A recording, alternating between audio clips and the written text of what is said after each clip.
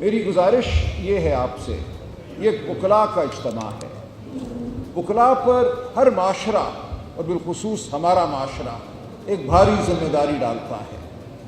یہ ذمہ داری یہ ہے کہ ہم اپنے لوگوں کو، اپنے عوام کو، اپنی قوم کو بتاتے رہیں، تنبیہ کرتے رہیں، بشارت دیتے رہیں کہ ان کے حقوق کیا ہیں اور ان کے حقوق پر ڈاکہ کیسے ڈالا جا رہا ہے۔ اس وقت صورتحال یہ ہے کہ پاکستان کے عوام کو محکوم بنا دیا گیا ہے۔ جو ڈاکہ پاکستان کے الیکشن پر پڑا 8 فروری 2024 کو، اس کے بعد سے ہم سب ایک محکوم لوگ ہیں۔ ہمارے اوپر ایک جھوٹ اور فریب پر مبنی نظام مسلط کر دیا گیا ہے، اور اس نظام کے نتیجے میں جو کچھ بھی سامنے آ رہا ہے وہ مزید ہماری آزادیوں کو سلب کر رہا ہے۔ ہم پر مزید جھوٹ مسلط کیے جا رہے ہیں، اور 26ویں آئینی ترمیم اسی جھوٹ کے نظام کا ایک شاخسانہ ہے۔ ہمارا یہ فرض بنتا ہے کہ ہم پورے معاشرے کو سمجھائیں کہ اس 26ویں آئینی ترمیم نے کیا کیا ہے ہمارے ساتھ۔ جو الیکشن لوٹا گیا، اس کے بعد اس لوٹ کو چھپانے کے لیے ہمارے عدالتی نظام پر حملہ کیا گیا۔ یہ بات بالکل واضح تھی کہ اگر عدالت آزاد ہوتی، عدالتی نظام آزاد ہوتا، تو جو الیکشن کو لوٹا گیا تھا وہ لوٹ سامنے آ جاتی، ہماری الیکشن پٹیشنیں کامیاب ہو جاتی، ملک میں ایک بار پھر حقیقی نمائندے جو ہیں وہ پارلیمان میں آ کر بیٹھ جاتے، اور ملک میں سچائی پر مبنی، جمہوریت پر مبنی نظام قائم ہو جاتا۔ لیکن جن لوگوں نے الیکشن پر ڈاکہ ڈالا 8 فروری 2024 کو، انہیں یہ قبول نہیں ہے۔ انہیں قبول نہیں ہے کہ اس ملک میں جمہوریت ہو۔ یہ روش کوئی نئی نہیں ہے، 78 سال سے اس ملک میں یہی ہو رہا ہے۔ جمہوریت پر شب خون مارا جاتا ہے۔ جو شب خون 8 فروری 2024 کو مارا گیا، اس کو دوام بخشنے کے لیے، اس واردات کو چھپانے کے لیے یہ ضروری تھا کہ عدلیہ پر حملہ کیا جائے۔ آپ کے سامنے رہے کہ 8 فروری 2024 کے بعد عدلیہ میں کچھ نہ کچھ حرارت موجود تھی۔ عدلیہ نے کچھ نہ کچھ فیصلے ایسے ضرور دیے جس سے طالع آزماؤں کے، مقتدرہ کے جو عزائم تھے ان کو دشواری پیش آئی، اور 2 بڑے فیصلے ہیں جو ہمارے سامنے آتے ہیں۔ ایک فیصلہ نومبر 2023 کا، جس میں سپریم کورٹ نے یہ کہا، ایک 5 رکنی بینچ نے، کہ سویلین کی ٹرائل فوجی عدالت نہیں کر سکتی۔ آپ کسی سویلین کو پکڑ کر ایک کرنل صاحب کے سامنے ایک بند کمرے میں پیش نہیں کر سکتے کہ اس کی سزا جزا کا فیصلہ وہ کرنل صاحب بوٹ میں، وردی میں بیٹھ کر کریں۔ یہ ممکن نہیں ہے۔ ہمارا آئینی نظام یہ تقاضا کرتا ہے، اور میں تھوڑی گفتگو آئینی اور وکیلانہ کرنا چاہوں گا آج، تاکہ ہم جا کر پورے معاشرے کو بتا سکیں کہ ہوا کیا ہے۔ ہمارا آئین یہ کہتا ہے کہ آرٹیکل 175(3) کے تحت یہ ممکن نہیں ہے کہ کوئی ایسی عدالت قائم کی جائے جس میں بیٹھنے والا جج انتظامیہ کا ممبر ہو، انتظامیہ سے اس کو لیا جائے۔ انتظامیہ میں اور عدلیہ میں ایک خلیج قائم کر دی گئی ہے۔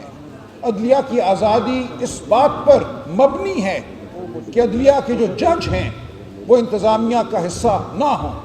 ایک زمانہ تھا کہ ڈپٹی کمشنر عدالت لگاتا تھا، کمشنر عدالت لگاتا تھا، فوجداری مقدمات بھی سنے جاتے تھے۔ تو آئین نے یہ کہا، آرٹیکل 175(3) نے، پلیز بھائی، 175(3) نے یہ کہا، جو 1987 میں نافذ العمل ہوا۔ 1973 کے آئین میں لکھ دیا گیا تھا کہ آرٹیکل 175(3) کا نفاذ آئندہ ہوگا۔ اس مدت کو بڑھایا گیا، اور بالآخر 175(3) کا نفاذ 1987 میں ہوا۔ اسی کے بعد ہمارے مارکۃ الآراء مقدمے ہوئے، بڑے بڑے فیصلے آئے۔ سپریم کورٹ کا شرف فریدی کیس ہے جو سندھ ہائی کورٹ سے شروع ہوا اور پھر سپریم کورٹ تک پہنچا، جس میں یہ کہا گیا کہ کوئی ڈپٹی کمشنر، کوئی ایگزیکٹو میجسٹریٹ مقدمے نہیں سن سکتا۔ مقدمے صرف ایک آزاد عدلیہ سن سکتی ہے۔ اب یہ چیز اگر ہم سامنے رکھیں تو یہ واضح ہے کہ کرنل صاحب جو ایک ماتحت افسر ہیں ڈیفنس ڈویژن کے، وہ وزارت دفاع کے ایک ماتحت افسر ہیں، وہ کس طرح مقدمات سن سکتے ہیں؟ فوج کے اندر تو ایک نظام ہے، فوج کے اندرونی معاملات کے حوالے سے فوج جو مرضی کرے، لیکن ایک سویلین کو آپ پکڑ کے لے کے جاتے ہیں ایک کرنل صاحب کے سامنے ایک بند کمرے میں اور کہتے ہیں کہ اس کا مقدمہ اب تم سنو گے، اس کو سزا 2 سال دینی ہے، 10 سال دینی ہے، 14 سال دینی ہے، اس کا فیصلہ ایک کرنل صاحب کریں گے۔ اور یاد رہے کہ یہ نظام 1967 میں بنا، اس وقت بھی ایک عسکری حکومت تھی جس نے آرمی ایکٹ میں ترمیم کی اور ایک شک ڈالی جس میں یہ لکھ دیا گیا کہ اگر کوئی سویلین کسی ایسی عمارت کی جانب بڑھتا ہے جس عمارت میں فوجی نوعیت کے معاملات ہیں، ایڈمنسٹریٹو معاملات، کوئی فوجی دفتر ہے یا جہاں کوئی فوجی رہائش پذیر ہے، تو تب بھی اس کے خلاف مقدمہ فوجی عدالت میں چل سکتا ہے۔ تو یہ بات ہمارے 1973 کے آئین کے بعد 1987 میں 175(3) کے آنے کے بعد مکمل طور پہ غیر آئینی ہو چکی ہے۔ نہیں یہ ممکن کہ کسی سویلین پہ الزام یہ لگایا جائے کہ یہ ایک عمارت کی جانب بڑھا تھا اور پھر اس الزام کے تحت اس کو ایک کرنل صاحب کے سامنے پیش کر دیا جائے، یعنی کہ صرف الزام لگانا ہے۔ آپ پہ وہ الزام لگ سکتا ہے، مجھ پہ وہ الزام لگ سکتا ہے۔ بلوچستان میں ہر چیک پوائنٹ ایک ملٹری انسٹالیشن ہے، کسی چیک پوائنٹ پہ کھڑے شخص پہ یہ الزام لگ سکتا ہے کہ اس نے ارادہ کیا اس چیک پوائنٹ کو پار کرنے کا، اور اس کو آپ ایک فوجی عدالت کے سامنے بھیج سکتے ہیں۔ تو یہ ہے وہ خوفناک صورتحال جو اس مقدمے نے ہمارے سامنے لا کر کھڑی کر دی۔ 5 جج صاحبان نے نومبر 2023 میں کہا کہ یہ ممکن نہیں ہے، آئین پاکستان کے تحت ایک آزاد عدلیہ ہی پاکستان کے شہریوں کے مقدمات کو سن سکتی ہے، یہ ممکن نہیں ہے کہ ایک فوجی عدالت سویلینز کے مقدمات کو سنے۔ ساتھ ہی ساتھ آئین میں 18ویں ترمیم نے آرٹیکل 10A کا اضافہ کیا۔ آرٹیکل 10A یہ کہتا ہے کہ ہر پاکستانی کا، ہر شہری کا، بلکہ پاکستان میں موجود ہر شخص کا یہ حق ہے کہ اس کے مقدمات ایک آزاد عدلیہ سنے، اسے فیئر ٹرائل اور ڈیو پروسیس ملے۔ تو ان 2 آئین کی شقوں کو سامنے رکھتے ہوئے 5 جج صاحبان نے نومبر 2023 میں ان شقوں کو جو جسٹس منصور علی شاہ شامل نہیں ہیں، جسٹس منیب اختر شامل نہیں ہے، جسٹس اطہر من اللہ شامل نہیں ہے، یہ وہ لوگ ہیں جنہوں نے فیصلہ لکھا تھا۔ ان کو باہر کرنے کا مقصد صرف اور صرف یہ ہے کہ اس فیصلے کو الٹایا جائے اور مخصوص نشستیں ہم سے چھین کر، پی ٹی آئی سے چھین کر، پاکستان کے عوام سے چھین کر ان لوگوں کو دی جائیں جنہوں نے در حقیقت 16 سیٹیں جیتی ہیں قومی اسمبلی میں۔ خیبر پختونخوا اسمبلی میں ایسی پارٹیاں ہیں جنہوں نے در حقیقت 3 سیٹیں جیتی ہیں، ان کو اب 10 مخصوص نشستیں مل جائیں گی۔ تو یہ ہے وہ سانحہ جس کے خلاف ہم لڑ رہے ہیں۔ بطور وکیل ہمیں یہ جزیات لوگوں کو بتانی ہیں، معاشرے کو بتانی ہیں۔ ہمارے بھائی وڑائچ صاحب نے کراچی سے کہا کہ کنفیوژن ہے لوگوں کے دماغ میں، لوگوں کے ذہن میں کہ 26ویں ترمیم ہے کیا۔ تو اس کنفیوژن کو ہم نے دور کرنا ہے۔ 26ویں آئینی ترمیم نہ صرف عدلیہ پر حملہ ہے، یہ جمہوریت پر حملہ ہے، ہمارے انسانی حقوق پر حملہ ہے۔ ہم سب اب اس کا ہدف ہے۔ ہم میں سے کسی کو بھی کسی کرنل صاحب کے سامنے پیش کیا جا سکتا ہے۔ تو یہ وہ گزارشات ہیں جو میں چاہتا ہوں کہ ہم بطور وکیل پورے معاشرے تک پہنچائیں، پورے معاشرے کو بتائیں کہ 26ویں آئینی ترمیم کوئی پی ٹی آئی کا یا عمران خان کا معاملہ نہیں ہے، یہ ہم میں سے ہر فرد کا معاملہ ہے۔ پی ٹی آئی ایک جنگ لڑ رہی ہے، لیکن یہ جنگ صرف پی ٹی آئی کی جنگ نہیں ہے، یہ عمران خان کی جنگ نہیں ہے، یہ پورے پاکستان کی جنگ ہے، یہ جمہوریت کی جنگ ہے۔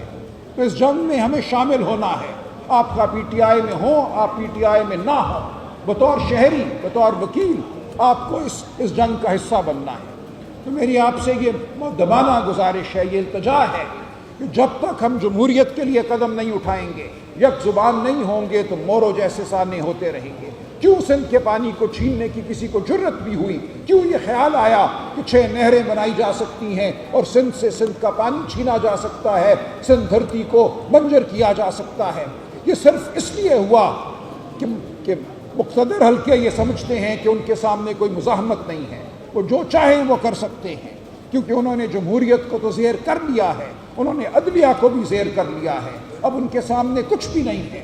وہ سندھ کا پانی چھینیں، وہ لوگوں کو بلوچستان میں گمشدہ کر دیں، وہ پنجاب میں الیکشن لوٹ لیں، وہ خیبر پختونخوا کو لہو لہان کر دیں۔ تو یہ ہے اب ایک نظریہ جو اس ملک پر مسلط ہے، یہ جبر کا نظریہ ہے، یہ فسطائیت کا نظریہ ہے، اس کے خلاف ہم کھڑے ہوئے ہیں۔ ہم اپنے گھروں سے نکلے ہیں، اپنی آسودہ زندگیوں سے نکلے ہیں تاکہ اس کی ہم مخالفت کر سکیں، ہم مزاحمت کر سکیں۔ تو میں آپ سب کو دعوت دیتا ہوں کہ 26ویں آئینی ترمیم ہو یا سندھ کے پانی کا معاملہ ہو یا بلوچستان کے گمشدہ لوگوں کا معاملہ ہو یا دہشت گردی ہو، ڈرون حملے ہوں خیبر پختونخوا میں، ہمیں اس سب کے خلاف کھڑے ہونا ہے، ہمیں آگے بڑھنا ہے۔ وکلاء پر اب یہ فرض ہے کہ وہ ایک ایسی تحریک برپا کریں جو اس ملک کی تقدیر بدل دے۔ بہت شکریہ۔ آتش نیوز پاکستان کے سب سے بڑے نیوز نیٹ ورک کا حصہ بننے کا سنہری موقع۔ ملک بھر سے درج ذیل آسامیوں کی ضرورت ہے: bureau chief, deputy bureau chief, video editor, city reporter, تحصیل reporter, district reporter, crime reporter, press reporter, نمائندہ، نامہ نگار۔ Chief executive Syed Jamshed Bukhari. مزید معلومات کے لیے ان نمبرز پر رابطہ کریں۔